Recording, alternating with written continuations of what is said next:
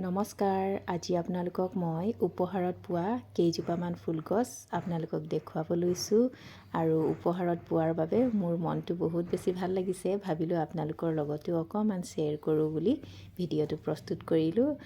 আৰু ফুলগছ কেইজোপা দেখিবলৈ বহুত বেছি ধুনীয়া। মোৰ বাগিচাটো আছে, কিন্তু অকণমান বেলেগ মানে পাতখিনি। আৰু এইখিনি ফুল মায়ে দি পঠিয়াইছে আৰু মায়ে দিয়া উপহাৰ হয়। তাৰমানে মোৰ মাও ফুল বহুত বেছি ভাল পায়, সেইবাবে আমিও ভাল পাওঁ আৰু আমিও শিকিছোঁ সেইবাবে ৰুবলৈ। আপোনালোকক অকণমান দেখুৱাই দিলোঁ। আৰু ফুলখিনি ৰোৱা হ'ল, কিন্তু কেনেকৈ ৰুলোঁ সেইখিনি আপোনালোকক নেদেখুৱালোঁ। আৰু টাব শেষ হৈ গ'ল। শেষ হৈ যোৱাৰ কাৰণে মই এগ্লনিমাখিনি পানীত জীয়াই থ'লোঁ এয়া। আৰু যেতিয়াই নতুন টাব লৈ আহিম তেতিয়াই এইখিনিও ৰুই দিম। আৰু এগ্লনিমাৰ পাতবিলাক চাওকচোন, ইমান ধুনীয়া হৈ আছে। এতিয়া ধুনীয়াকৈ ড্ৰয়িং ৰুমত সজাই থৈ দিছোঁ।